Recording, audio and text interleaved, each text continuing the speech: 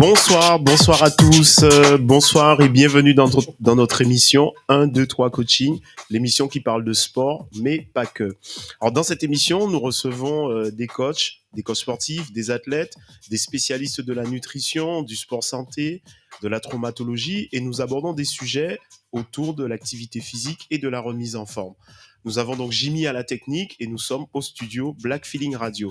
Je vous rappelle que cette émission, vous pouvez la suivre en direct sur YouTube en ce moment même, sur Facebook également, en rediffusion et en version podcast très bientôt sur la plateforme SoundCloud. Vous avez juste à taper 1, 2, 3 coaching. Alors je vous invite à liker, à partager, à inviter vos amis à réagir et à nous laisser vos commentaires. Alors aujourd'hui, j'ai le plaisir de recevoir Florian Morette. Bonsoir Florian. Bonsoir à tous. Ça va ? Nickel. Merci. Alors Florian, tu vas nous parler donc de tennis, tu vas nous parler d'entraînement, tu vas nous parler de préparation physique. Tu es prêt ? Je suis très prêt là. Je suis Très au top. prêt. C'est ta première dans C'est la une première web fois que je radio ? viens ici. Ouais. C'est un plaisir. C'est un d'être plaisir. avec vous. Ben, je te remercie d'avoir accepté l'invitation. Les chroniqueurs de ce soir, donc il y a Carlos qui était là la dernière fois. Bonsoir Carlos. Bonsoir tout le monde. Carlos Pereira, qui est coach sportif, qui est boxeur, qui est entraîneur, qui est passionné de développement personnel. Et aujourd'hui, tu vas aborder le thème de la motivation dans le sport.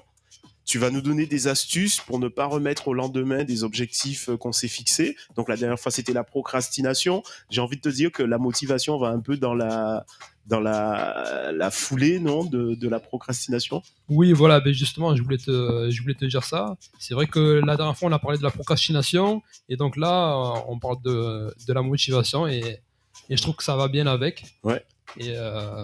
D'accord. Et c'est la succession vraiment. C'est la sujet. suite, voilà, c'est la suite. Ouais, c'est vraiment la suite. D'accord. Donc là, tu vas nous donner des astuces pour être motivé. En plus, en cette période où le printemps arrive, où les gens peut-être, j'ai pas envie de dire qu'ils ont des nouvelles résolutions, mais ils se remettent un peu au sport. Oui, voilà. Donc là, j'ai établi 7 conseils. Bon, je pourrais en mettre plus. Hein. Après, le but, c'est vrai, c'est de donner quand même 7 conseils qui soient vraiment précis, faciles à vraiment à effectuer. Ouais. Donc le but, c'est pas d'en mettre vraiment 20, parce que sinon les personnes elles risquent de se noyer dans autant de conseils. Donc vraiment 7 conseils qui pour moi seront fondamentaux, ils seront super intéressants et faciles à mettre en place. Ouais. Tu vas nous dire ça tout à l'heure. On a Adam qui il est en train d'arriver, il n'est pas encore là. Bon, peut-être qu'il a encore quelques cours. C'est le spécialiste calisthénique que vous connaissez bien. Il sera présent pour nous parler donc de ses projets professionnels, de son activité et aussi de la dynamique qu'il donne à son activité de calisthénique. Donc, je vous remercie encore une fois de nous écouter. Merci pour tous les commentaires que je reçois chaque semaine. Merci pour ceux qui nous encouragent. N'oubliez pas que vous avez la possibilité de nous soutenir par un petit don sur une cagnotte qui s'appelle GoFundMe. Donc vous tapez sur internet GoFundMe et vous pouvez nous soutenir. Ça nous fera plaisir pour pouvoir continuer cette émission.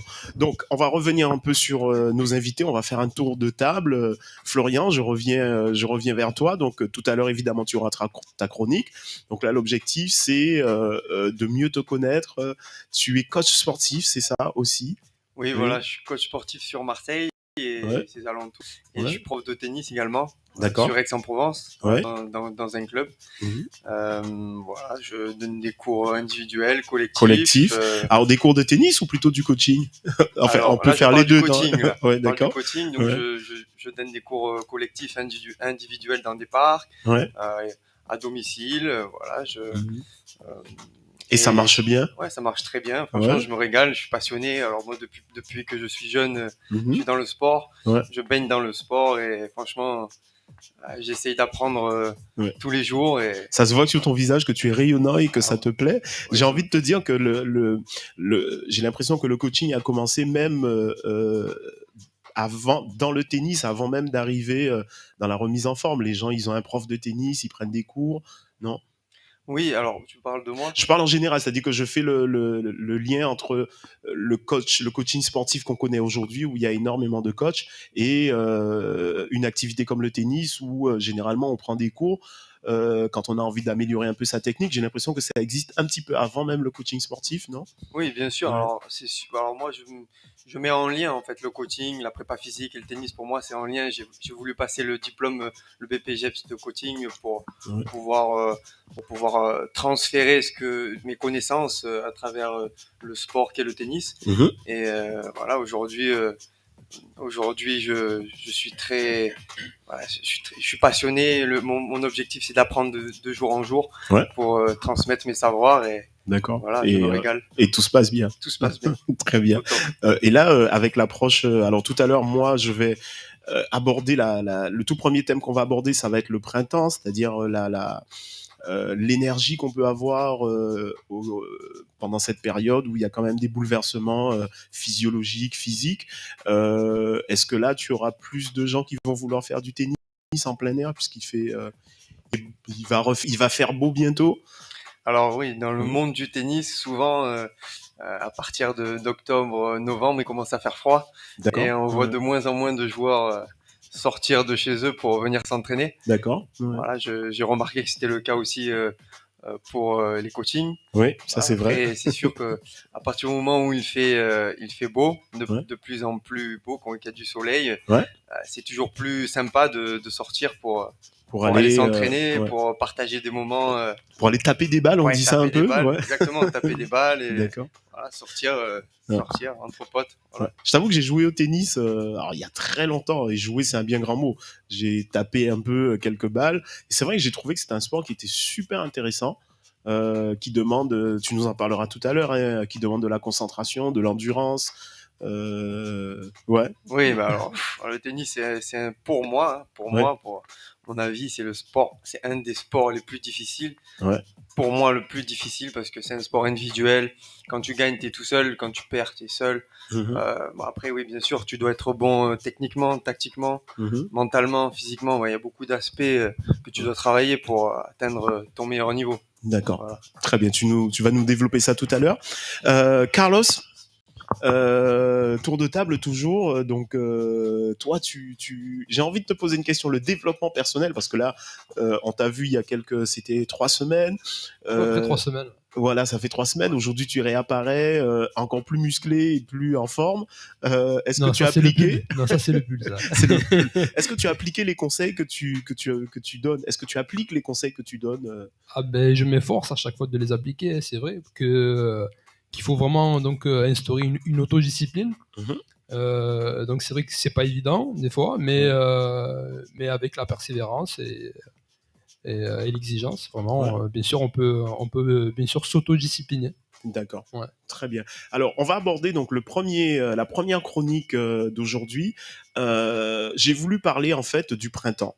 D'accord. Le printemps, pourquoi? Parce que moi, je suis assez sensible aux saisons et j'ai remarqué sur mon corps effectivement que lorsque c'était le printemps, il y a quelque chose qui se passait. J'étais un petit peu plus motivé, j'avais un peu plus d'énergie, j'avais envie de faire beaucoup plus de choses qu'en hiver plutôt.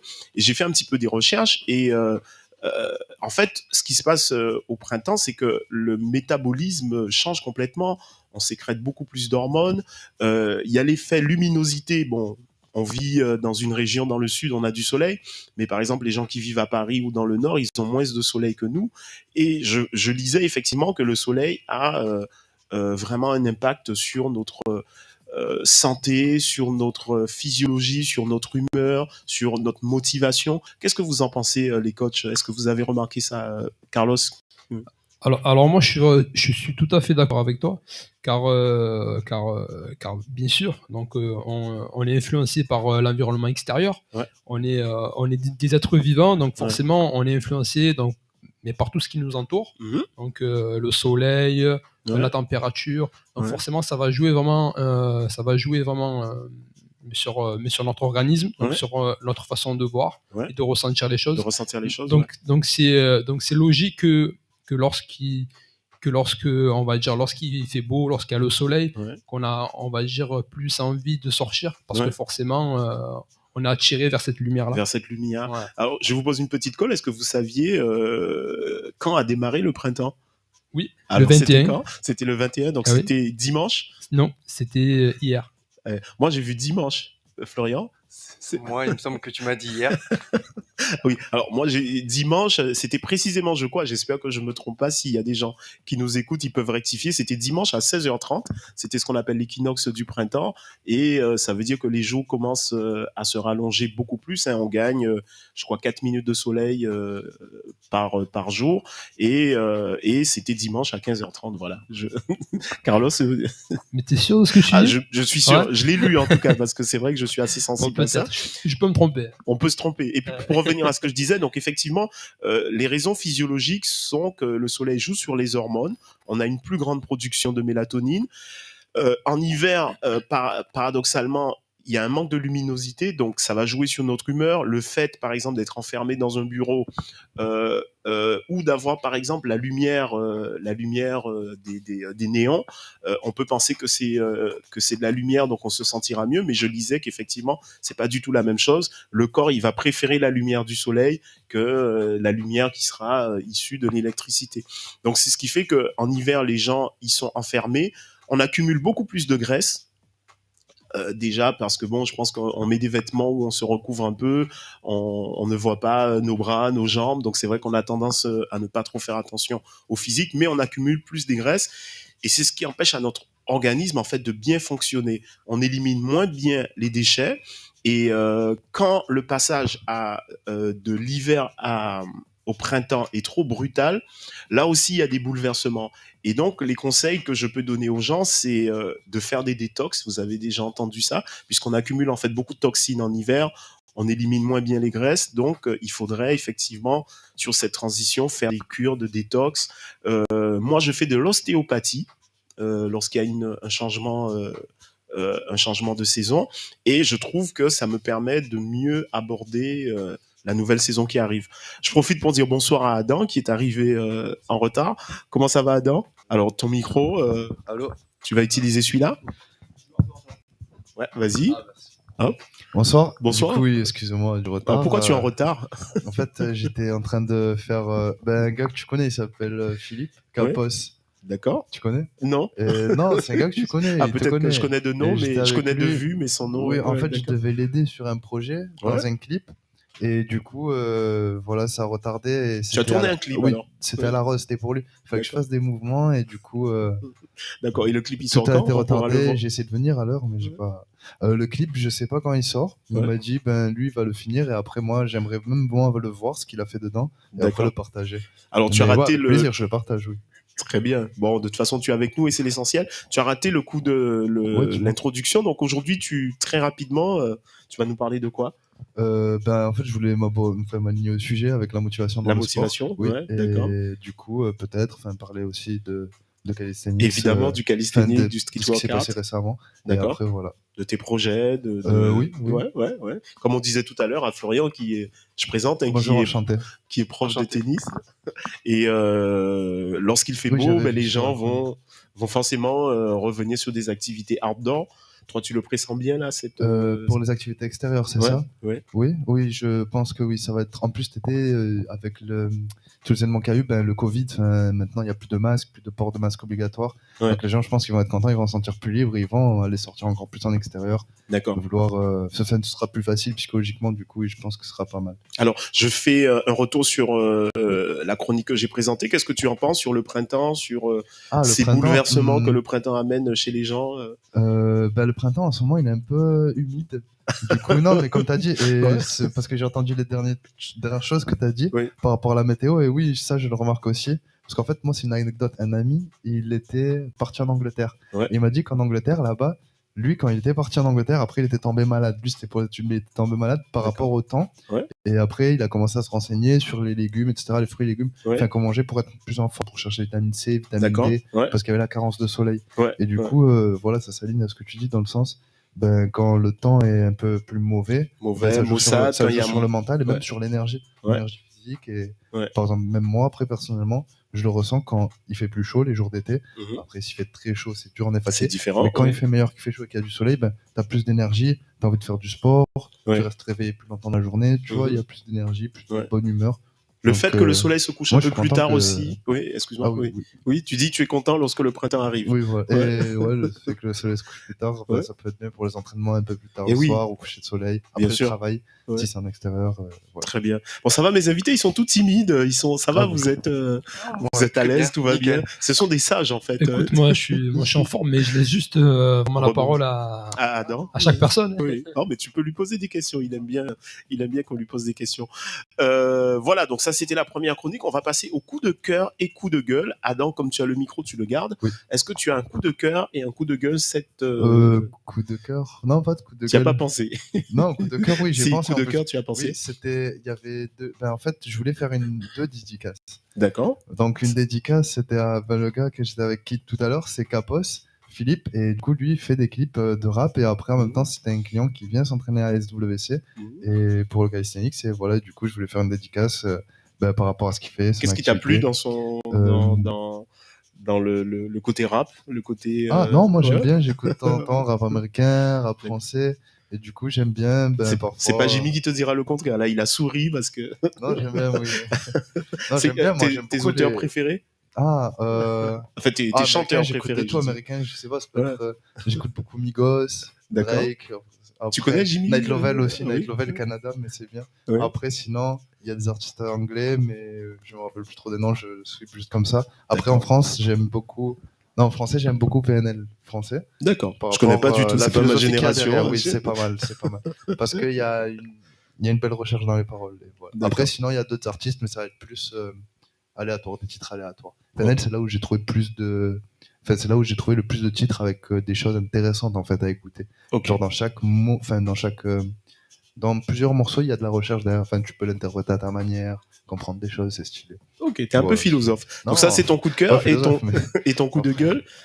Coup de gueule, non, il n'y avait pas forcément. Il n'y en a pas. Tout va bien. Oui, parce que dans le sport en ce moment, on va dire, moi un peu en ce moment, oui, après, mais dans le sport aussi, je suis content que le Covid se soit un peu... À ta place, je ne le dirais pas aussi rapidement parce que... Non, je vais pas dire améliorer, je vais dire le port du masque, toutes ces choses, je suis content que ça c'est un peu...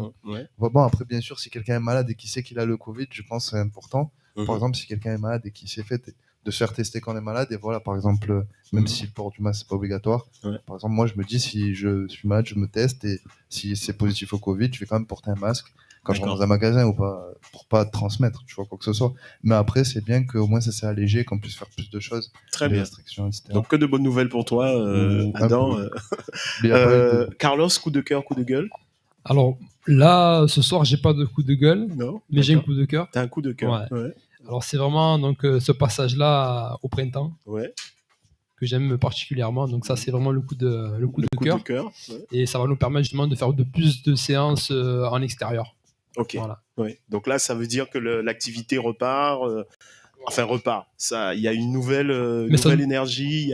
Mais ça nous donne plus de choix en tout cas. D'accord. Voilà. On n'est pas obligé de s'enfermer mais dans une pièce pour faire le sport. C'est ça. Très bien.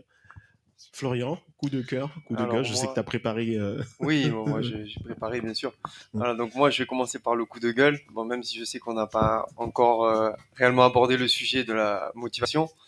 Voilà, donc c'est un rapport avec le thème.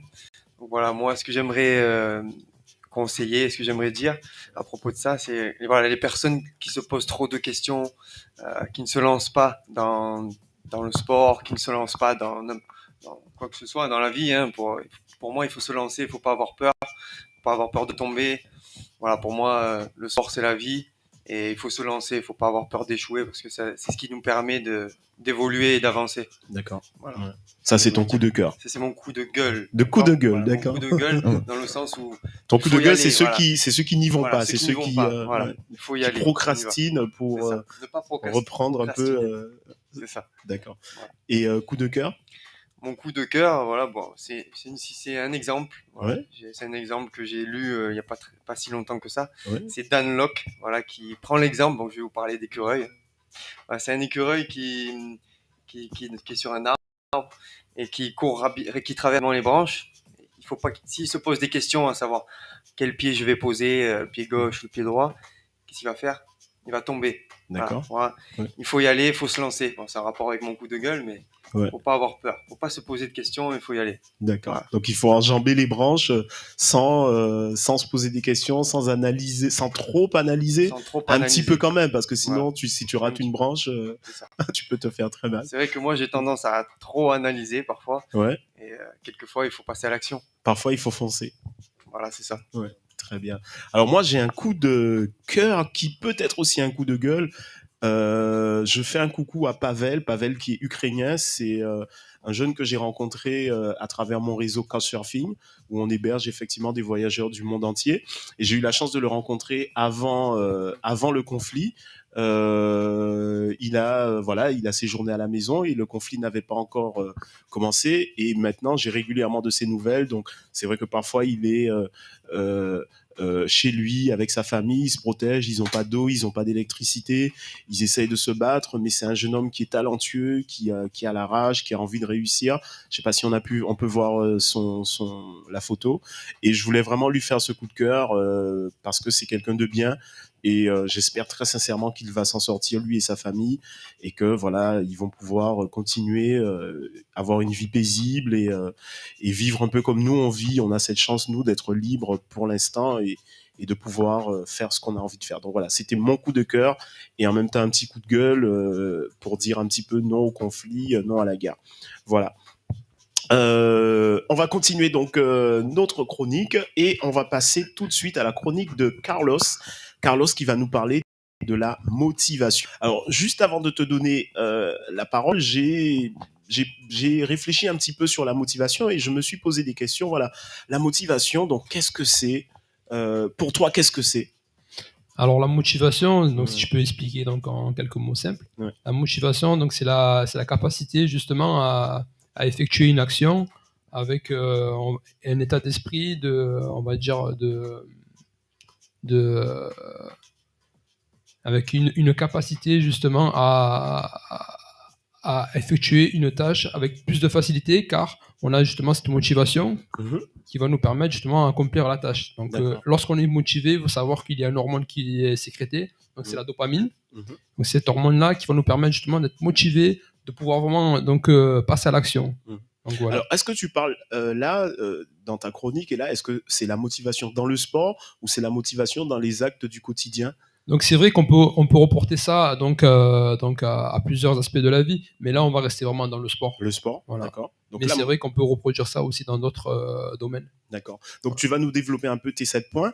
De temps en temps, je vais te poser des questions parce que c'est vrai que c'est un sujet qui me tient aussi à cœur. Et pourquoi, d'après toi, les gens n'arrivent pas toujours à se motiver? Alors déjà, il faut que les gens aussi savent comment s'y prennent. S'ils ne savent pas comment ils vont s'y prendre, mais forcément ça va être plus compliqué. Donc c'est comme un mécano, s'il n'a pas ses outils, il peut pas réparer la voiture. Donc là c'est la même chose. Donc il faut que la personne elle ait la recette. Donc une fois qu'elle ait la recette, elle pourra mais plus facilement justement effectuer les étapes, mais pour être motivé justement. D'accord. Donc là justement, donc là je vais vous parler justement donc de 7 clés qui vont permettre justement de rester motivé. D'accord. Donc la première clé, donc c'est visualiser son objectif. Donc bien sûr, il faut que la personne déjà elle sache c'est quoi son objectif. Donc, bien avant ça. Donc l'importance de visualiser son objectif va avoir un impact énorme. Alors quand tu dis visualiser, est-ce que tu veux dire se représenter par imagerie mentale un peu ses objectifs? Oui, voilà, c'est vrai que là on en parle beaucoup, mais ça devient beaucoup à la mode, on en parle beaucoup. Mais il faut savoir que les plus grands savants dans le monde, ils ont fonctionné comme ça, par visualisation. Donc, ils ont imaginé, donc en premier dans leur mental, comment ils allaient justement réussir à accomplir telle tâche, comment ils allaient réussir à arriver à tel endroit, justement en visualisant déjà donc vraiment l'objectif accompli. Et la plupart des personnes justement qui n'arrivent pas à atteindre leurs objectifs, c'est juste qu'ils sont incapables d'imaginer le résultat final. Donc vraiment l'importance vraiment donc de se visualiser, vraiment arriver vraiment là où on veut arriver.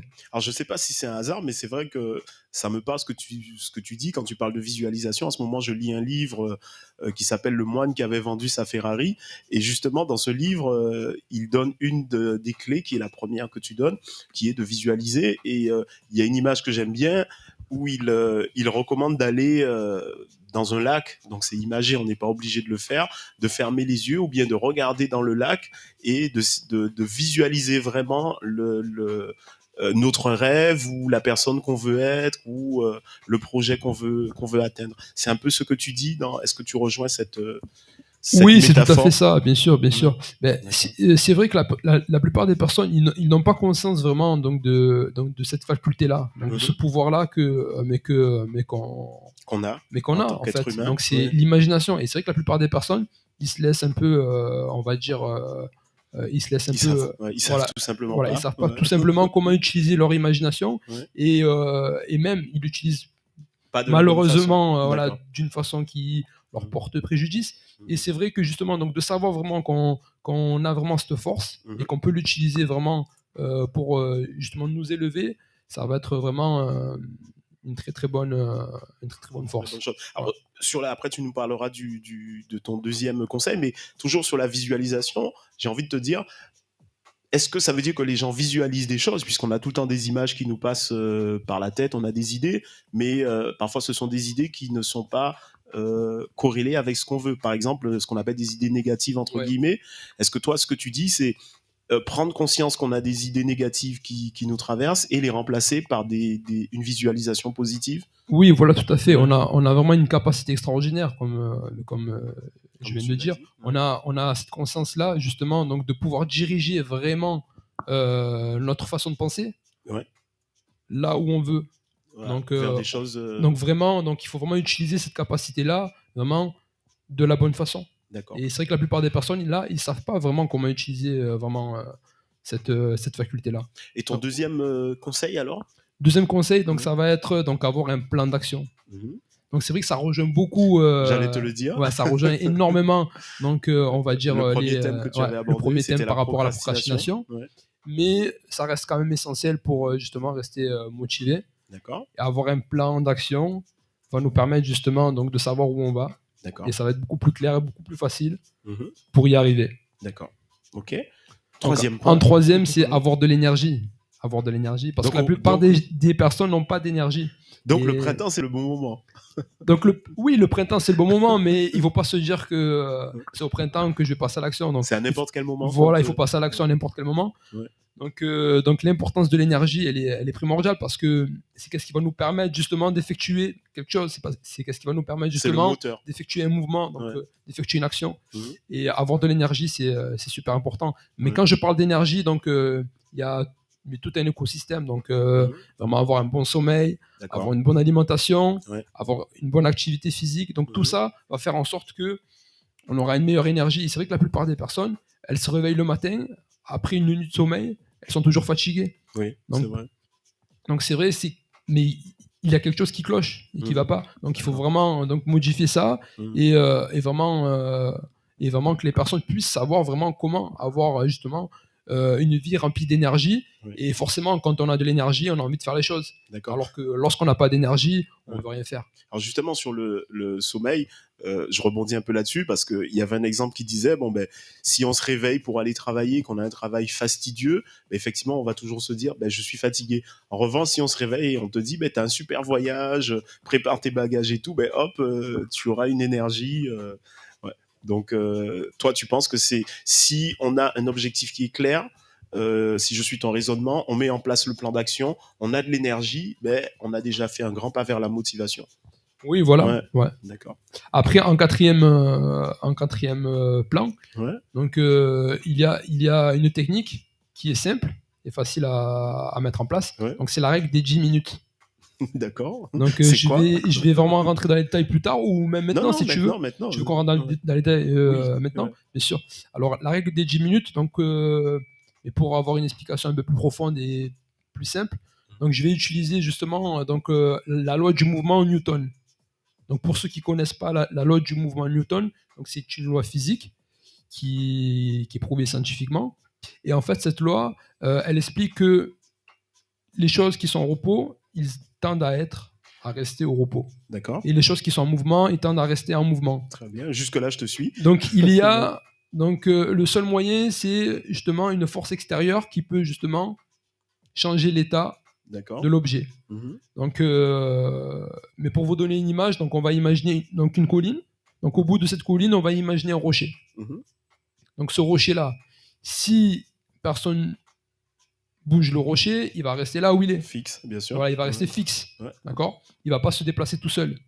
Mais si par contre, on vient exercer une force sur le rocher, il va commencer à bouger tout doucement. Très bien. Et une fois qu'il va commencer à bouger de plus en plus, il va dévaler la planche sans le moindre effort. Et donc, c'est la même chose pour justement passer à l'action. C'est-à-dire, lorsqu'on est sur le canapé, par exemple, on est en train de regarder la télé. Donc ça, c'est le rocher. On n'a pas envie de sortir, on n'a pas forcément envie d'aller nous entraîner.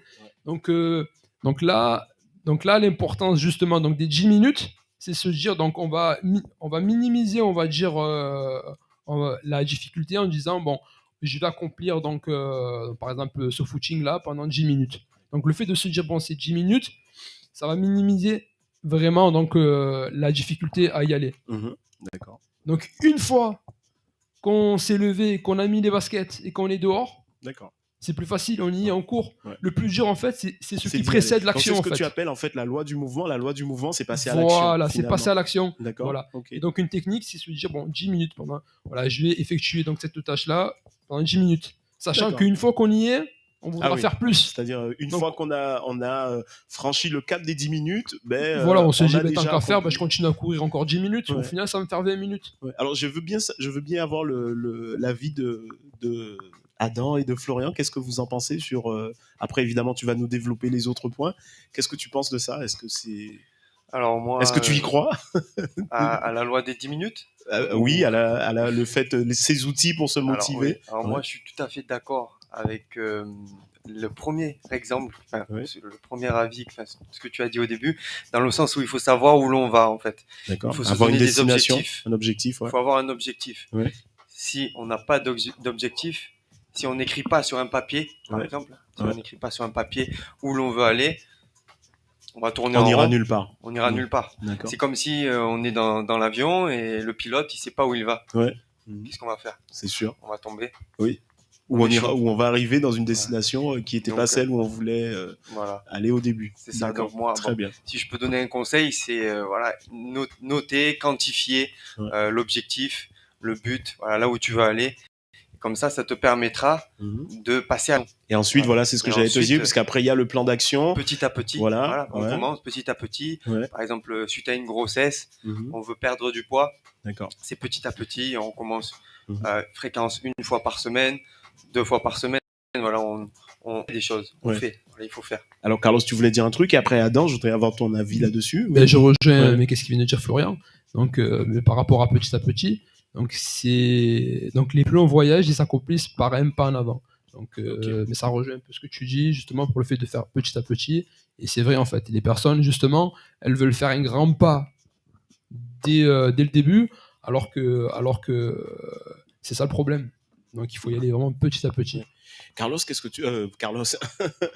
Adam, qu'est-ce que tu en penses, toi ? Oui, en fait, moi, cette règle des 10 minutes, je la connaissais pas, mais je l'applique différemment. Ça veut dire... Non, en vrai, je l'applique différemment. Vas-y, donc comment tu l'appliques ? Moi, je sais ce que tu as dit par rapport à la visualisation. Après, je pense que le sport, ça aide beaucoup à développer la visualisation. Par exemple, moi, je sais qu'avec le workout, je visualisais beaucoup, et beaucoup d'athlètes le font, on visualise les mouvements qu'on va faire, les enchaînements. Et peut-être que ça... Après, je sais que aussi, avant ça, par exemple, il y avait... C'est comme si de l'intérieur, je visualise des trucs, mais c'est des trucs que j'ai envie. Et genre, comme je vois les choses que je veux, ou comme je veux être, et du coup, ça m'a facilement aidé. Après, j'ai compris qu'il fallait placer des objectifs, mais même avant, au début, je plaçais pas d'objectifs. Par exemple, je voyais ce truc et j'essayais, juste par exemple, je me mettais à fond dans le truc, et c'est tout. Et après, j'ai commencé à moi-même rechercher comment on fait pour. J'ai découvert qu'il y a des manières de faire, de travailler, etc. C'est vrai que je suis tombé sur les objectifs, la productivité, la discipline. Moi, un truc que je trouve très important, avec moi-même, que je mets très important, c'est la discipline aussi. Dans la motivation, par exemple, des fois, je ressens plus de motivation et des fois moins. Et du coup, pour pas justement me laisser avoir par mon impulsion. Par exemple, admettons, pour arriver à tel objectif, il va falloir que je produise tant d'efforts, tant de travail. Ben, si je suis ma motivation seulement, je sais que des fois, il y aura des moments où je vais produire bien, mais des fois pas assez. Et pour que ça reste stable et que le travail soit bien, ce que je fais, c'est que l'étape de la planification que tu as dit, je planifie et je mets en place, par exemple, justement, je mets en place cette discipline pour ces objectifs. Et chaque fois, ce que je fais, c'est que je me pense 24 heures sur 24, faut que je sois discipliné pour ne pas être déçu après, ou sinon je le fais pas du tout, ou je le fais, mais sinon après, je vais avoir perdu du temps, de l'énergie, mais je serai déçu et du coup, je serai totalement pas bien. Tu vois, et là, on revient sur le dernier point, quand tu as dit justement la règle des 10 minutes, c'est que moi, je me dis, et je le sais ça, c'est que de commencer, le plus important, c'est le commencement. Je vois beaucoup aussi d'images, de moments de livres dans le développement personnel où c'est écrit, le plus important, c'est de commencer la première étape et après, on est lancé dedans. Mais moi, je vois, par exemple, des fois, je sais pas, je me dis, avant de m'entraîner, par exemple, des fois, je me dis, ouais, j'ai envie, tu vois, genre, je pense à autre chose, genre, comme une genre de procrastination mentale. Je vais faire ça d'abord, ça, genre, comme si je vais faire d'autres trucs avant de faire un truc. Et en fait, j'essaie de me discipliner pour commencer de suite. Quand je commence de suite, peut-être j'ai pas trop envie de le faire de suite et je voulais faire 2, 3, 4, 5 choses avant. Mais dès que je commence, je suis dedans et ça y est. Et au final, ça vient tout seul, il y a même plus d'effort. Et pareil pour quand je dois travailler sur un truc, que j'ai la flemme mentale de me dire ouais, je vais me mettre un peu plus tard dedans, là je me sens pas, il y a trop de réflexion. Dès que je commence à le faire, vraiment dès que je commence à le faire et que je me discipline à commencer là tout de suite, me forcer à le faire, ça coule tout seul après. C'est comme si c'est 50% du travail déjà fait. Et après, je me rends même plus compte que je suis des fois 3 à 4 heures dessus. Et du coup, c'est intéressant. Je vois que ton sujet, il inspire. On va avancer un tout petit peu si vous voulez, les garçons. Donc maintenant, le point suivant. Donc, si on fait un récap, donc visualiser son objectif, avoir un plan d'action, avoir de l'énergie, appliquer la loi du mouvement, la loi de Newton, et ensuite les astuces que tu donnes. Donc après par là j'étais en 5e, donc se récompenser, c'est super important. Ça me plaît ça. Ouais, se récompenser, c'est super important. C'est vrai qu'on a tendance à se critiquer, mais et on néglige beaucoup donc vraiment la récompense. Donc c'est super important de se récompenser, de se dire là qu'est-ce que j'accomplis. Quelle peut être la récompense, par exemple? C'est libre. J'ai envie de dire si ça, je sais pas moi. La récompense, ça peut être une récompense tout simple. Se dire un verre de vin. Je suis capable. Tu vois? Tu sais qu'il va dire non. Tu vois? Voilà, ça peut être vraiment très simple, comme se dire j'ai réussi. Je suis capable. Et en se disant ça, on a un peu plus de confiance. C'est une affirmation. C'est pas forcément c'est une affirmation, c'est une suggestion. Acheter un vêtement ou acheter une paire de chaussures.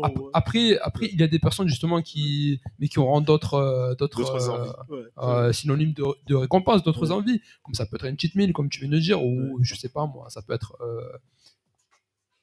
Mais pour toi, ça serait quoi, par exemple? Moi, aller taper une balle. Oui.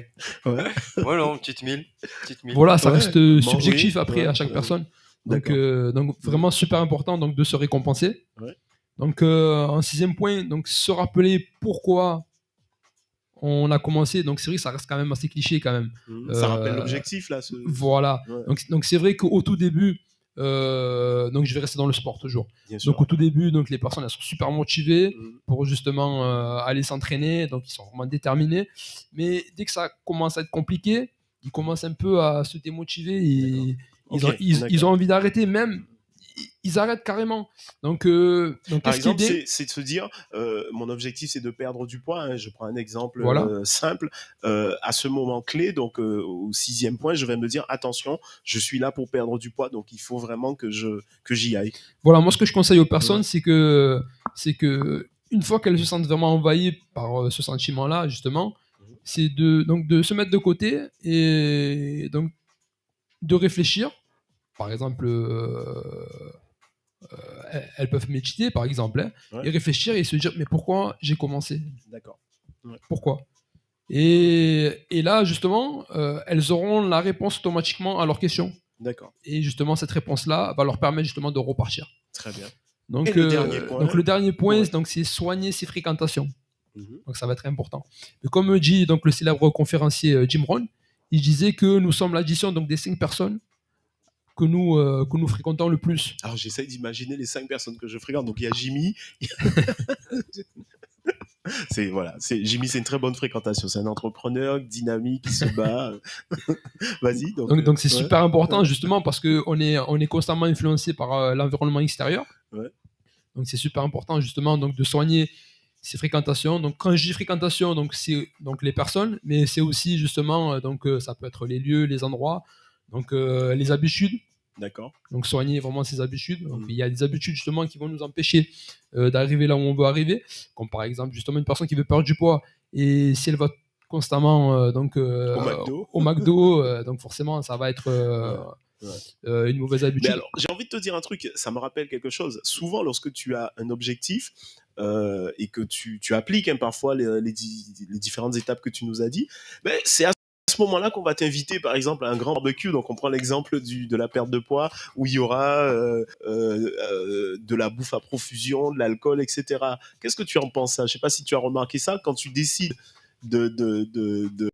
tu décides d'avoir un objectif, de te restreindre ou de faire un régime. Mais là tu as toutes les invitations possibles. Je sais pas si vous avez déjà vous en êtes déjà aperçu.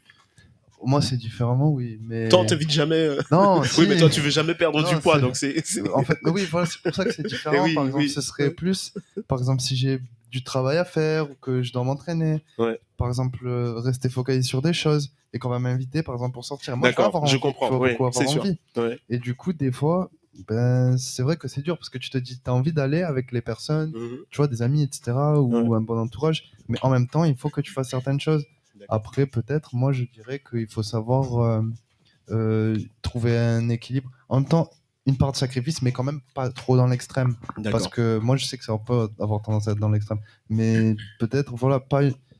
Si c'est des personnes qui ont du mal à se discipliner, ce serait plus savoir se discipliner, faire quelques sacrifices.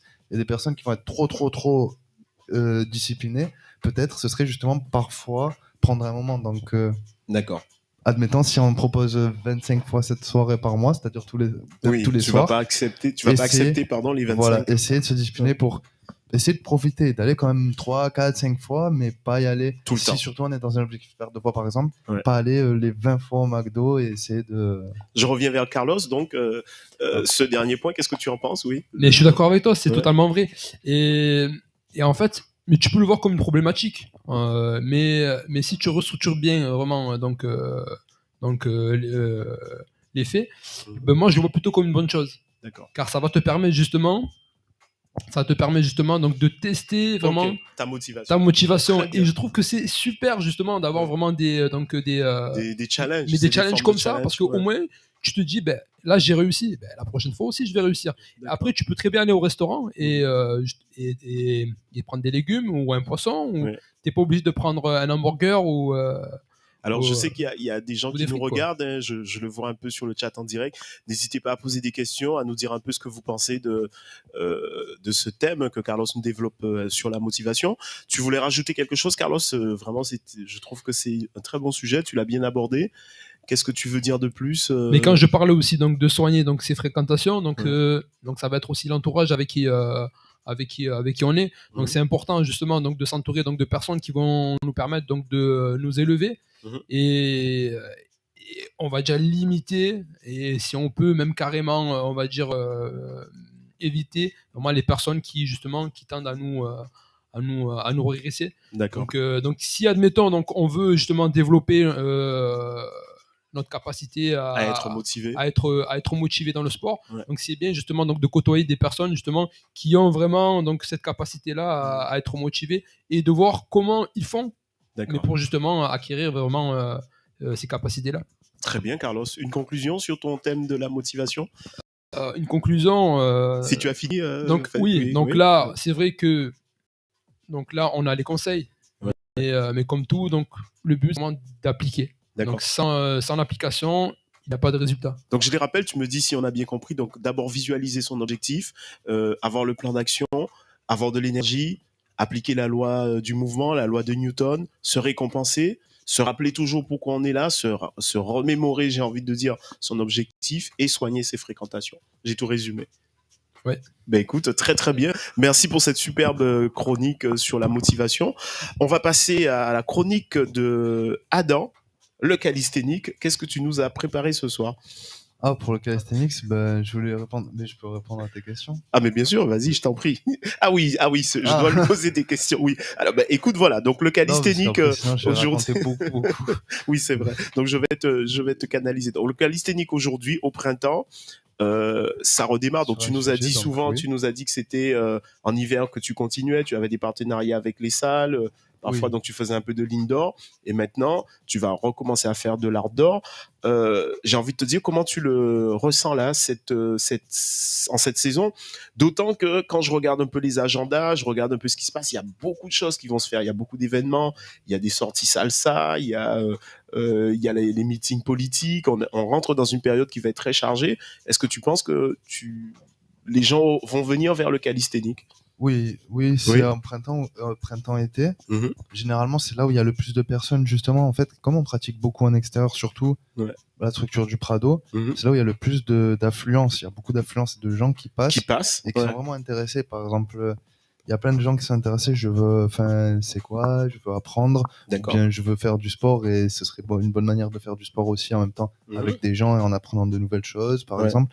Et pour la saison d'été, pour la saison d'hiver, par exemple, là, ce que je faisais, même, je pense, pour moi, je dis la saison d'hiver, c'est même jusqu'à fin avril, où pour moi, l'intérêt, c'est de prendre, par exemple, toujours d'avoir quelques créneaux en intérieur pour pouvoir bien travailler au niveau des mouvements, par exemple, pour avoir une température ambiante, pour avoir un bon cadre, pour travailler proprement, pour pouvoir justement pas se blesser, etc.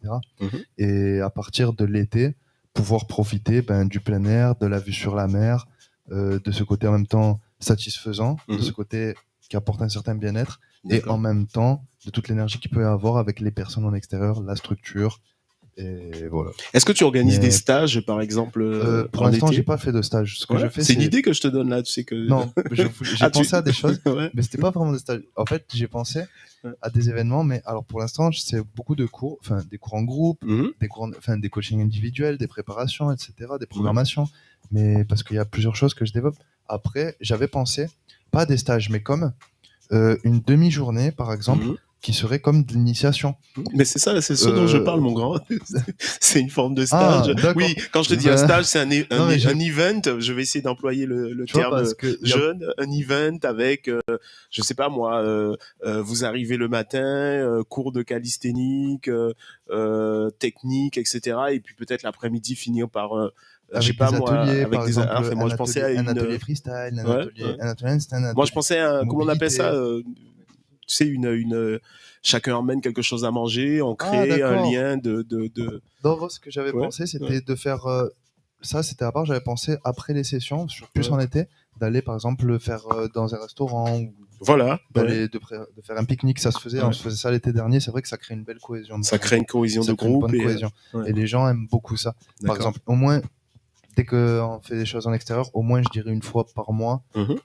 Parce que tout le monde ne pourrait pas et serait pas disponible si on le fait tout le temps, plusieurs fois par semaine. Mais au moins une fois par mois, ça serait pas mal. Et quelqu'un qui passe, par exemple, tu dis, vous êtes un peu exposé, les gens passent, ils vous voient. Est-ce que, par exemple, quelqu'un qui passe et qui a envie d'essayer, oui, c'est bon, elle peut venir. Oui, c'est possible. On peut venir. Tu la prends en charge.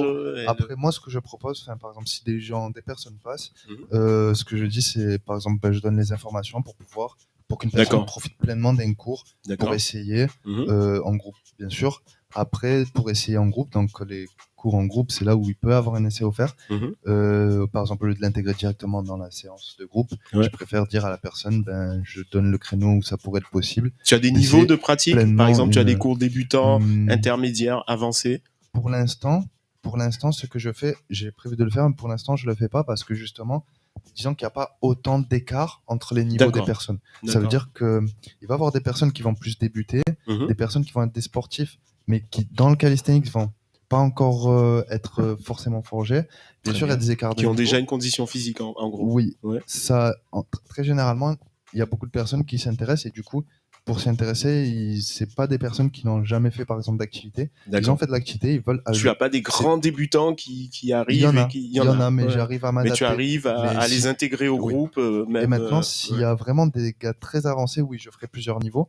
Mais en général, justement, les personnes qui sont plus avancées préfèrent s'entraîner seules.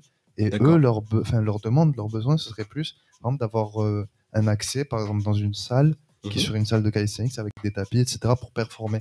Genre, ce serait s'entraîner seul, mais ce serait plus des événements et des installations qui voudraient. Alors que des personnes qui vont être entre débutants et intermédiaires vont préférer avoir peut-être un accompagnement, justement. Et c'est pour ça que j'ai pas, par exemple, des gars très avancés dans des entraînements en groupe. D'accord. Florian, qu'est-ce que tu penses du calisthénique, toi qui c'est un peu à l'opposé du tennis, est-ce que tu connais, qu'est-ce que tu en penses? Alors oui, la calisthénique, je connais à travers mon meilleur ami qui est en Suède actuellement. Il essaie de se développer en calisthénique, donc je connais ce sport à travers lui. En fait, il me semble que on essaie de développer les capacités à travers le poids de corps, beaucoup de poids de corps. On rajoute un peu de poids, traction, muscle up, c'est ça? Oui, c'est ça, ouais, muscle up. Ouais. Oui, en fait, c'est ça. Il y a par exemple, comme tu as dit, les mouvements au poids de corps. En fait, pour bien faire comprendre, moi je divise en 3 catégories. Du coup, je dis qu'il y a une partie qui va être freestyle, une partie set and reps et une partie qui va être lifting. Ça veut dire qu'il va avoir on va commencer la partie set and reps, ce serait la partie renforcement musculaire au poids du corps où on va plus être généralement dans le travail du renforcement musculaire ou développement de l'endurance musculaire. Mais en général, ça reste là. On garde le même poids et en continuant, on développe l'endurance. Après, il y a la partie lifting où on rajoute des charges additionnelles, un peu comme en powerlifting sur 3 mouvements en général. Par exemple, pas sur tous les mouvements, ce serait muscle up, dips, traction en général. Et c'est là que, justement, en général, on va faire de la force plus que de l'hypertrophie. Mais c'est toujours sur de la force sur ces 3 mouvements. Et après, il y a la partie freestyle. On va mettre le statique, le dynamique. C'est les mouvements, les figures de force et les figures acrobatiques. Et voilà, donc ça donne ça. Et après, bien sûr, par exemple, moi, comment je le propose, c'est en général, dans les cours que je propose, les gens sont très intéressés par la partie, en même temps, renforcement musculaire et mouvement de statique, figure, quelques acrobaties. Et le but, c'est de créer, par exemple, quelque chose de complet. Mais ce que j'ai remarqué, c'est que les gens aiment beaucoup, en même temps, utiliser la discipline ou profiter de la discipline pour se renforcer. En même temps, justement se renforcer, plus de bien-être et aussi apprendre de nouveaux mouvements qui leur permettent d'avoir par exemple plus de force, maîtrise corporelle, de mobilité, proprioception, etc. D'accord. Très bien. En général, écoute, ça coûte combien Est-ce que tu veux dire par exemple une séance d'essai par exemple? Non, une séance d'essai. Est-ce que ça existe? Oui, elle est offerte la séance d'essai. Non, pas en individuel bien sûr parce que là c'est une programmation. Et c'est pour ça moi par exemple ce que je fais, c'est mon procédé. Par exemple, je dis aux personnes comme ils connaissent pas forcément le calisthenics, etc., ou même ce que je fais ou ma personne, moi je leur dis, je propose un cours en groupe offert. Et justement, moi, parce que sinon ça va être trop difficile en individuel, mais donc en groupe, je propose une séance offerte. Et à travers ça, la personne va même déjà voir qu'est-ce que c'est comme mouvement, peut me connaître en me disant que c'est moi qui va par exemple lui faire sa programmation, on peut discuter, et après ça lui fait quand même une base de découverte. Et donc à ce moment-là, la personne peut me dire, moi j'aimerais par exemple continuer à rester seulement en groupe, ou j'aimerais en plus de groupe que vous me fassiez quelque chose pour moi en individuel à côté, que ce soit une programmation juste à suivre par exemple sur fichier ou support vidéo, même quelque chose où tu es là en présentiel et que tu m'accompagnes. Ouais. Très bien. Et les tarifs seraient on va dire ça dépend, mais ce serait, moi je dis c'est les tarifs du marché, c'est autour des tarifs du marché, oui. D'accord, ok. Et si on veut te joindre, et Carlos a une question je crois, et après on va passer à la chronique, notre Walk of Fame.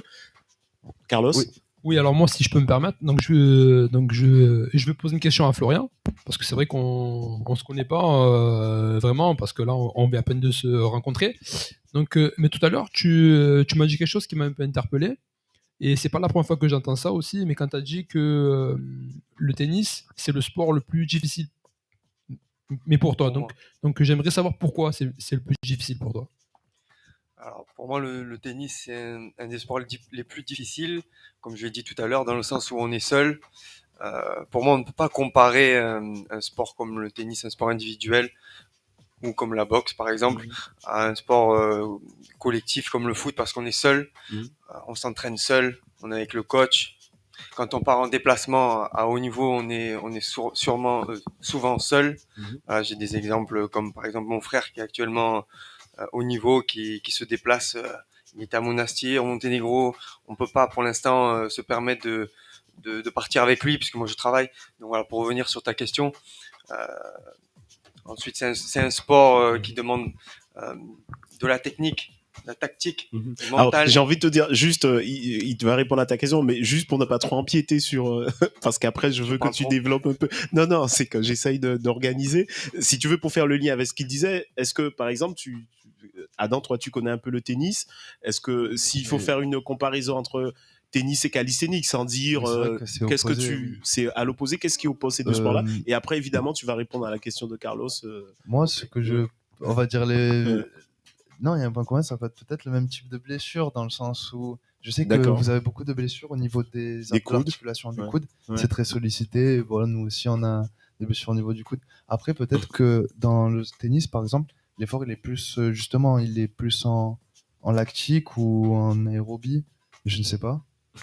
Très bonne question. Parce que justement, je vais voir s'il se rappelle de ses cours non, enfin, avec moi, entre autres. Non, mais on va dire justement les caractéristiques, les caractéristiques et le ressenti de la pratique. Justement, par exemple, moi, par rapport au calisthenics, quand tu me dis, par exemple, je peux te dire les caractéristiques, on va être requises, par exemple, ce qu'on développe et ce que justement on va pas trop développer dans la discipline. Du coup, j'aimerais savoir par exemple. Alors ce que je propose, c'est qu'on va passer directement à la chronique. On va passer directement au Walk of Fame. C'est le gros plan sur une activité, sur un coach, et comme ça tu vas pouvoir répondre aux questions de nos deux chroniqueurs. Donc on t'a présenté un peu. Donc qu'est-ce que tu pourrais rajouter si tu devais te présenter là ce soir aux gens qui nous écoutent? Qu'est-ce que tu fais, Florian? Alors moi, donc je suis coach sportif sur Marseille et prof de tennis actuellement sur Aix-en-Provence. D'accord. Donc voilà, moi j'enchaîne les cours de tennis, les coachings entre Marseille et Aix. Je propose des programmes entraînement, alimentaire. Voilà, je propose également des cours collectifs, des cours individuels dans les parcs. À domicile. Alors sur les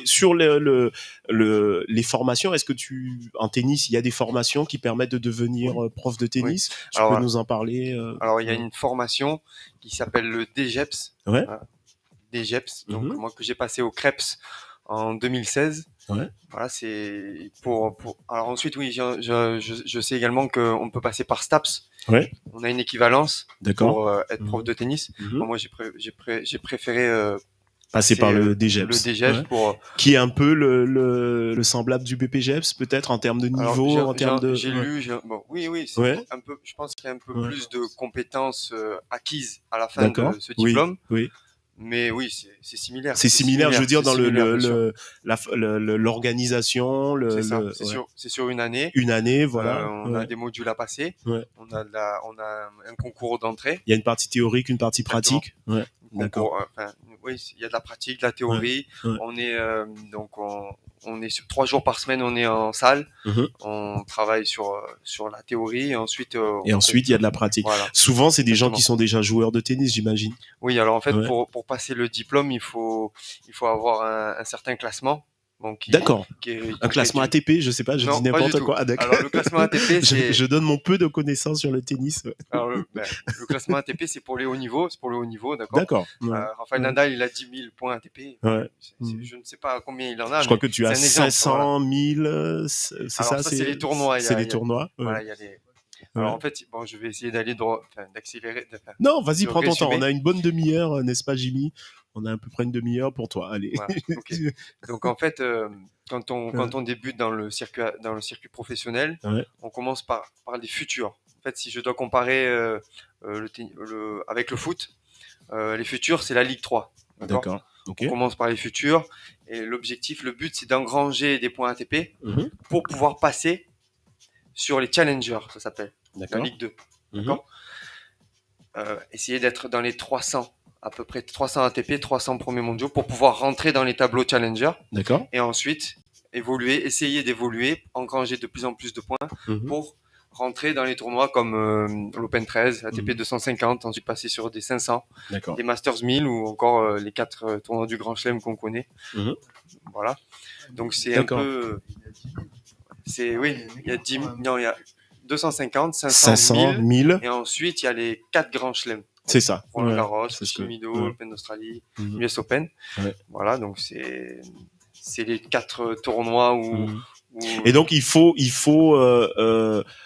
évoluer dans les différentes phases d'ATP avant de pouvoir participer par exemple au Grand Chelem. C'est ça. Et en fait, pour prendre l'exemple de mon frère ou de certains copains à moi. Le plus difficile, c'est quand on débute, qu'on fait des futurs, c'est la jungle. Il y a beaucoup de joueurs, des Espagnols. Par exemple, la semaine dernière, j'ai un copain et mon frère qui était en Espagne. Le niveau est très élevé. Il n'y a pas d'arbitre. D'accord. Pas d'arbitre. Donc, il y a beaucoup de vol, il y a la mafia aussi qui tourne autour. Tu vas te faire des amis ce soir. Oui. On peut parier sur les matchs. Voilà, donc c'est pour ça qu'il y a la mafia, il y a beaucoup d'argent en jeu. D'accord. Après, financièrement, c'est difficile quand on n'a pas le financement, parce que ça coûte cher un tournoi, un futur, partir à l'étranger, ça coûte cher. D'accord. Le billet d'avion, les hôtels, la nourriture. Okay. Quand on gagne un tournoi, on se rembourse même pas tous les frais qu'on a dépensés. D'accord. C'est à peu près 1 000 € la semaine. Okay. Pour aller faire un tournoi. Okay. Donc voilà, je réponds à ta question de tout à l'heure. D'accord. Pourquoi le tennis est un sport très difficile. Très difficile, ouais. Même en gagnant des futurs, souvent on ne rembourse pas les frais que l'on a fait. Voilà. Et tout à l'heure, c'est vrai que tu disais qu'on est souvent seul. Mais quand tu dis on est souvent seul, même sans l'entraîneur ? Alors le problème, c'est que... Enfin, le problème...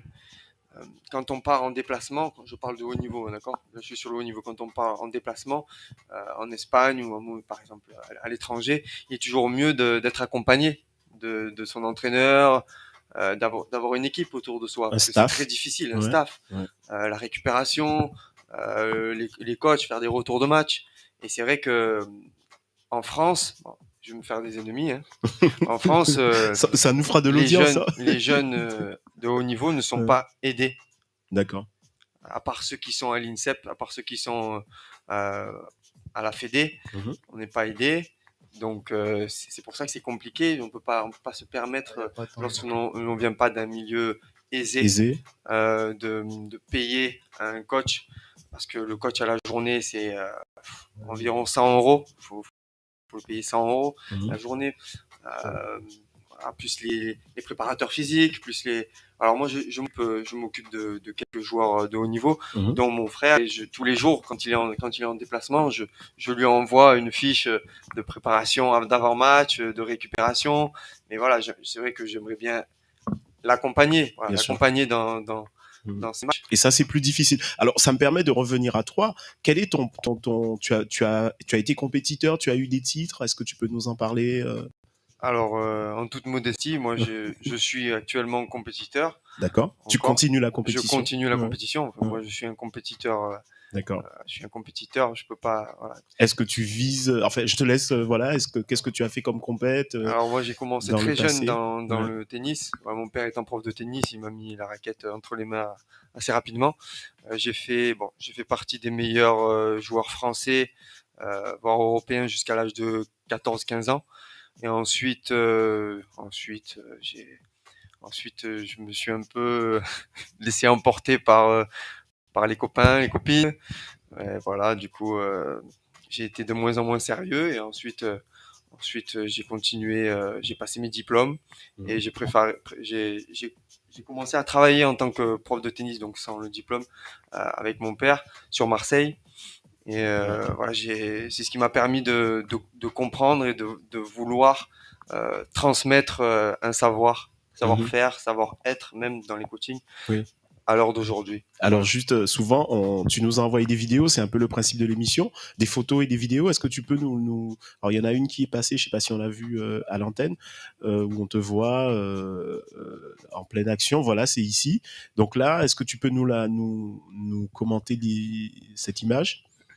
Oui, alors... là, tu fais quoi, là ? Alors là, je fais un service. Un service, d'accord. Ah oui, j'ai pas mes lunettes. Donc là, c'était un tournoi sur Toulon. D'accord. Il y a 4 ans. Pourquoi ça te fait rire ? Ça te rappelle des souvenirs ? Ça me rappelle des souvenirs, oui. C'est l'été, on est au soleil, voilà, il y a les potes, la famille. C'est des bons moments, c'est toujours des bons moments. Ouais. Voilà, je n'étais pas seul. Bon, je suis pas un joueur de haut niveau actuellement, mais. Et là, je t'avoue que t'es pas seul parce que depuis que tu parles, on a un petit peu plus de personnes qui nous regardent. Je sais pas si c'est tes potes. Voilà. Je ne sais pas. Donc, donc là, c'était un tournoi. Un tournoi qui s'appelle la Coudoulière. Ouais. Voilà, j'étais en demi-finale et bon, moi, j'avais un classement de 1-6, il me semble, et je jouais un numéroté français. D'accord. Bon, je me suis pris une douille, mais. D'accord. Donc tu disais que tu as débuté, donc ça fait combien de temps que tu es dans le tennis Alors que j'enseigne, que ce soit en tant que compétiteur et que voilà que. Alors la compétition, je suis compétiteur depuis l'âge de 9-10 ans. D'accord. Voilà, 9-10 ans jusqu'à aujourd'hui. Ouais. On va pas te demander ton âge, mais je sais que ça fait. J'ai 20 ans. Tu as 20 ans? Non, j'ai 27 ans. J'ai failli le croire en plus. J'ai 27 ans. 27 ans, ouais. Voilà, donc, donc moi j'adore la compétition. Et tes premières compétitions, c'était Première compétition, c'était à l'âge à peu près de 9-10 ans. D'accord. Près de chez moi, c'était un tournoi qui s'appelait la Beaucaire. J'étais arrivé en finale, je me rappelle. J'étais super content. Ouais. J'avais perdu en finale. C'est des bons souvenirs, je me rappelle encore aujourd'hui. Ouais. C'est bien d'arriver en finale. Oui, c'est très bien. Non, mais c'est bien d'arriver en finale. C'est quand même. C'est bien. Bon, après, ça donne la rage, comme tu dis. Oui, parce que t'es. Tu dis que tu es à 2 doigts du podium. C'est ça. Après, c'était mon premier tournoi. J'ai rentré sur le terrain, mais bon, voilà, mon plaisir. Je voulais jouer au tennis, donc je gagnais, je perdais. Voilà, le plus important, comme dans la vie, on gagne, on perd. Ouais. Bon, après, j'avais 9 ans. Voilà. D'accord. Il n'y avait pas un. Et ta première victoire, souvenir? Ma première victoire dans le tennis, c'était ce tournoi-là, justement, à la Beaucaire. Voilà, c'est ça. Beaucaire, c'est la Beaucaire, c'est vers Allo, en fait, entre Allo et la Valentine. Ouais. Voilà. Et du coup. Et donc, si on parle de victoire, on parlera aussi de défaite. Ta première défaite, tu te rappelles? En finale. C'était le même jour, c'était ça. C'était ta première en fait, victoire. Un tournoi de tennis, il est programmé sur 10-15 jours. D'accord. Voilà. Ouais. Donc.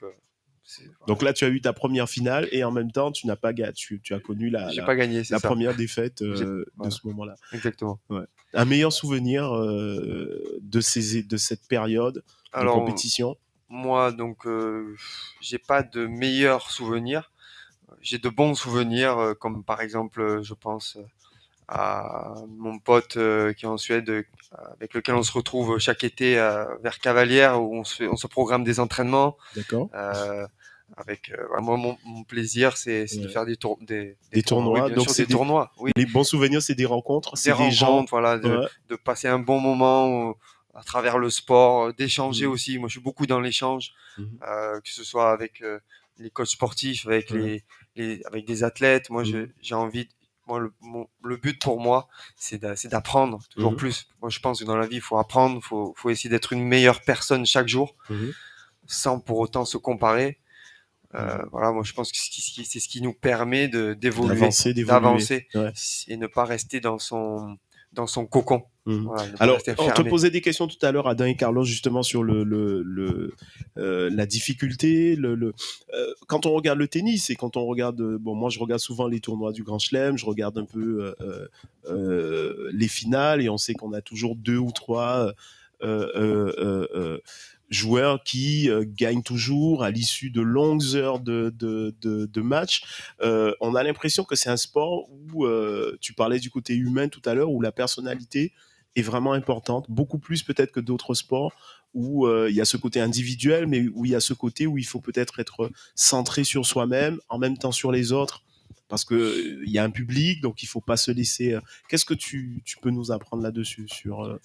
Alors, donc je vais parler du tennis à haut niveau. Oui. Ouais. Un sportif de haut niveau, voilà, il doit avoir du caractère. Il faut avoir du caractère quand on fait du tennis à haut niveau. Ouais. Parce que comme je l'ai dit, on est seul. Nos adversaires veulent nous marcher dessus. D'accord. Il y a des insultes. Voilà, il y a de la méchanceté. Voilà, il faut être courageux. Il faut être fort. Quand on rentre sur un terrain, en plus quand on rentre dans un stade, pour parler des sportifs de haut niveau, quand on rentre dans un stade à 60 000 places, il faut avoir la tête sur les épaules, voilà, faut être assez costaud. Alors je te dis, en fait, tu as des fans, hein, est-ce que tu connais Mathis Toureau? Oui, Mathis Toureau. Alors Mathis, il est en ligne, il dit que tu es un compétiteur dans l'âme, ce Flo. Donc Mathis, on te salue. Joris Moret, c'est ton frère, d'accord. Ton frère qui dit c'est un champion, ce Flo, c'est un champion.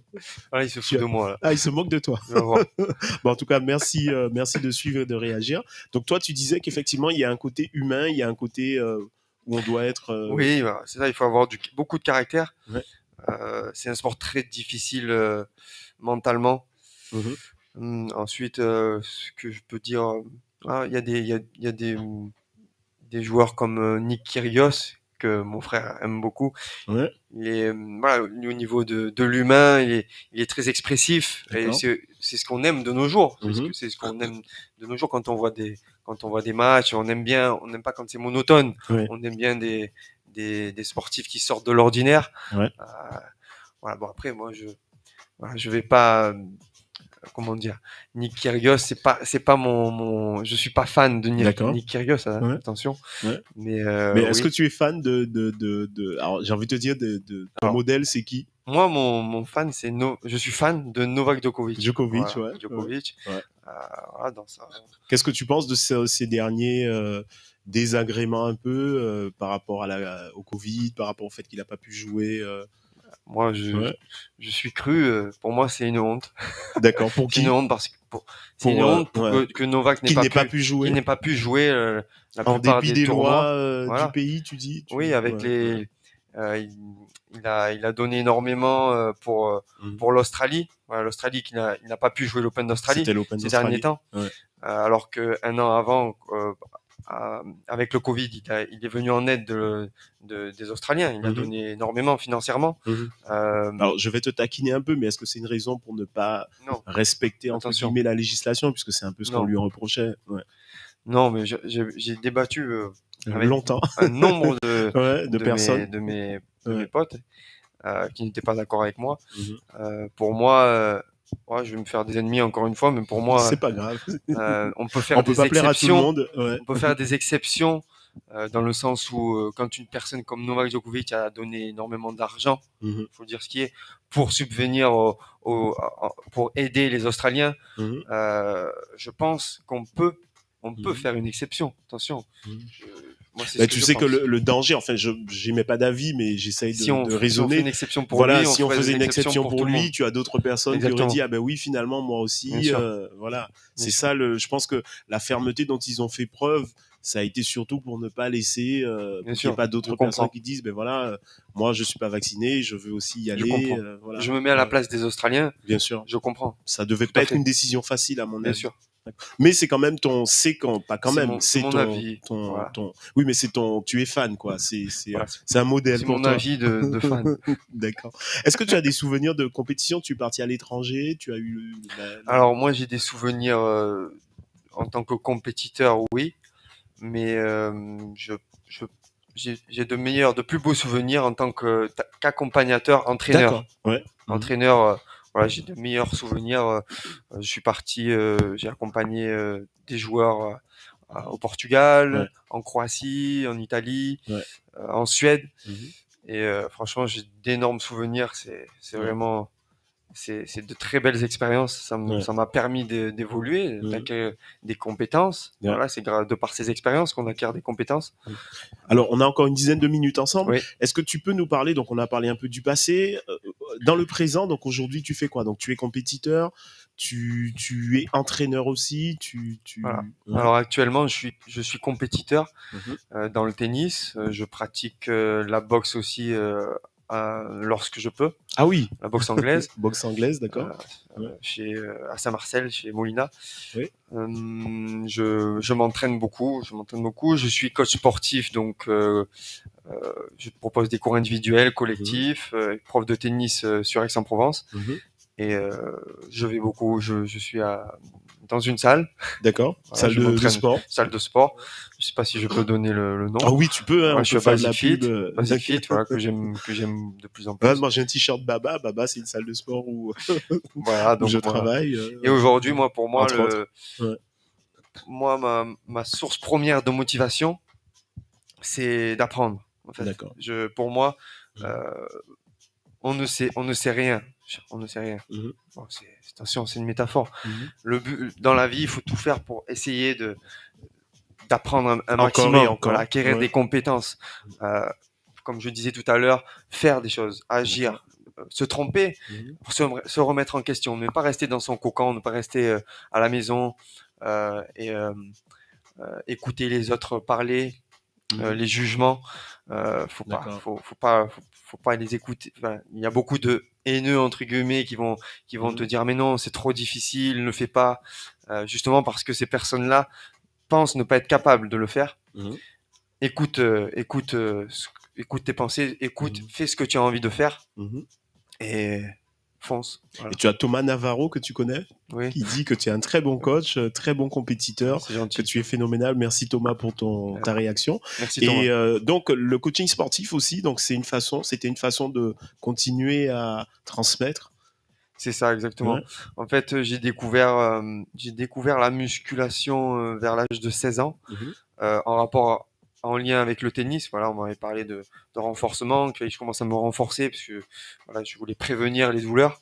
J'ai commencé à vouloir gonfler un peu, alors pour faire un peu le beau aussi. Non, je rigole.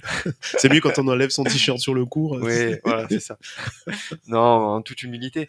Et du coup, un pote à moi m'a parlé du BPGEPS vers l'âge de 19-20 ans, non, un peu plus tard, pardon, 21-22 ans. Et du coup, j'en ai profité tu as passé le cap. Voilà, j'ai passé le DGEPS tennis et ensuite j'en ai profité pour continuer sur un BPGEPS haltérophilie musculation. Voilà. D'accord. Ok. Quels sont qu'est-ce qui t'inspire Qu'est-ce qui t'inspire? Quelle est ta vision? Alors, ce qui m'inspire, moi, c'est les personnes qui sont positives, qui foncent, qui essayent. C'est pour rejoindre mon discours de tout à l'heure, qui sont dans l'apprentissage permanent, qui sont motivés. Carlos voilà, nous a expliqué tout à l'heure. Même s'ils sont, attention, il y a des hauts, il y a des bas dans la vie, mais il faut toujours essayer de se relever. Voilà. D'accord. On peut être amené à vivre des expériences difficiles. Pour moi, ça fait partie de la vie. C'est ce qui nous permet d'évoluer, de progresser, de mûrir. Mais il faut toujours se relever. Voilà. Est-ce que tu as des projets? Si vous avez des questions, Adam et Carlos, par rapport à ça, qu'est-ce que vous pensez? Donc du tennis, est-ce que ça vous donne une autre vision avec le témoignage de Florian? Alors c'est vrai que moi le tennis je connaissais pas plus que ça, et c'est vrai que là Florian il m'a permis justement donc de connaître un peu plus ce monde-là qui est quand même assez complexe et très intéressant. C'est vrai que aussi je rejoins beaucoup de tes idées. On est des étudiants à l'école de la vie, donc on apprend constamment. Oh, c'est beau ça. on apprend constamment, et c'est vrai que si on n'avance pas, si on va pas vers ce qui nous fait vibrer, forcément on se retrouve cristallisé et au final on n'avance pas. C'est ce qui nous motive. C'est ce qui nous motive. Adam, une question, non, moi, un avis? Je suis d'accord, mais j'ai bien aimé aussi la mentalité tout à l'heure quand tu as dit par exemple qu'il n'y avait pas de. En fait, tu as énoncé plusieurs choses et à un moment tu as dit qu'il n'y avait pas de comparaison. Et d'un autre côté, on regarde que tu es un compétiteur par exemple pendant, on va dire, ces 17 ans, à peu près 18 ans. Et du coup, c'est bien cette chose de penser que justement, en fait, si tu veux, c'est comme si tu dis que toi, ta compétition, elle est de base avec toi-même. Et du coup, je pense à un truc, mais je me dis, c'est beaucoup de personnes peut-être se comparent beaucoup avec d'autres personnes. Et pourtant, toi, tu es l'exemple même de la compétition. Et on peut se dire, c'est dans la compétition que les gens vont vouloir se comparer le plus et vouloir dominer et gagner. Alors qu'en fait, il y a une partie qui fait partie du jeu, mais derrière, en fait, c'est pas la première chose recherchée. La première chose recherchée, c'est peut-être le dépassement de soi et même, je dirais, les sensations, les expériences à travers même cette passion aussi. Moi, j'aime bien cette corrélation des choses. Oui, bien sûr. Je te rejoins totalement. En fait, pour moi, quand je parlais tout à l'heure de comparaison, pour moi, on ne doit pas se comparer à quelqu'un d'autre. On ne connaît pas sa vie, on ne connaît pas son histoire, on ne connaît pas sa vie. Il faut se centrer sur soi, essayer d'être une meilleure personne, comme j'ai dit, chaque jour, essayer d'évoluer en se fixant des objectifs, que ce soit dans le sport ou dans le monde du travail. Par exemple, je me remets au sport, à la fin du mois, je dois arriver à faire 10 pompes, mais voilà, mettre des choses en place pour progresser et atteindre cet objectif. C'est pas en te comparant aux autres que tu vas y arriver. Alors attention, tu peux te comparer, mais intelligemment. Par exemple, je vais regarder Novak Djokovic jouer. Je vais pas me dire voilà, Novak Djokovic, il est trop fort, j'y arriverai pas. C'est pas comme ça qu'il faut penser. On a une petite vidéo de toi. Tu peux continuer tu vas nous la commenter et nous dire un peu qu'est-ce qu'elle représente pour toi. C'est celle que tu as choisie. Là, tu es motivé, c'est ça? Oui. C'est ça. Donc là, on te voit en pleine action. Tu t'entraînes. C'est ça.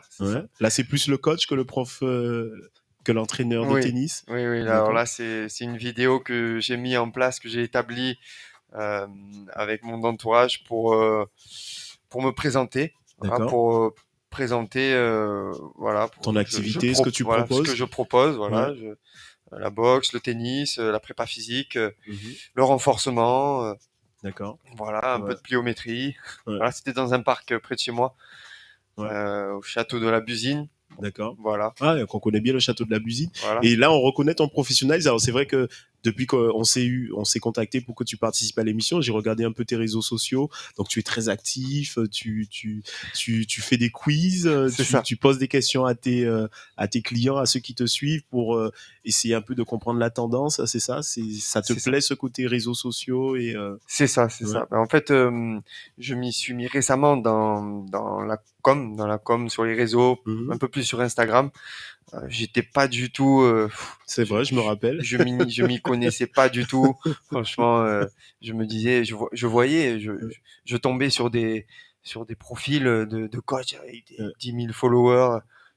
Je me disais, mais avec des super vidéos. Et là, tu as déjà même plus que moi des followers, donc ça veut dire que ça veut dire que voilà, tu travailles. Mais il faut prendre du temps. Hein. Faut prendre du temps sur les réseaux. Quand on travaille, ça prend beaucoup de temps. Réfléchir sur les quiz, réfléchir sur comment je vais transmettre, comment je vais faire de la pub, comment essayer d'intéresser ceux qui me suivent, essayer de parler un peu de tout, tout ce qui concerne le sport, l'alimentation, la prévention, l'entraînement, j'essaie de. Alors, on arrive au bout de cette émission, toujours trop rapide. On resterait des heures avec toi. Il y a peut-être un dernier message. C'est ton frère, c'est ça, Mouret, qui te dit je suis fier de toi, tu es le meilleur. Ça te plaît, ça? Tu as le mot de la fin. On fait le tour de table. On arrive au bout de l'émission. Le mot de la fin, qu'est-ce que tu as envie de dire? Tes réseaux sociaux, où est-ce qu'on peut te contacter? Où est-ce qu'on peut te joindre s'il y a des gens qui sont intéressés? Alors, vous pouvez me suivre, vous pouvez me contacter sur Instagram, Moretti Coaching. Voilà. M-O-R-E-2-T-I tiré coaching. Voilà. Ça, c'est Instagram. C'est Instagram. Facebook, Facebook, flow.mrtti. D'accord. Un peu moins. On va te trouver. Tu as un site internet? Pas encore de site internet. Ça arrive. Ça arrive. D'accord. Le mot de la fin, avant de donner la parole à mes deux autres chroniqueurs. Le mot de la fin. Pour moi, il faut essayer d'apprendre à aimer le processus. D'accord. Processus, c'est-à-dire apprendre à aimer s'entraîner, apprendre à aimer le goût de l'effort. Et c'est ce qui nous permettra de rester motivé. Très bien. Merci en tout cas d'être venu. Merci d'avoir accepté mon invitation. Merci à vous, Florian. Merci. Carlos, le mot de la fin. Mais merci tout le monde. Alors le mot de la fin, donc ça va être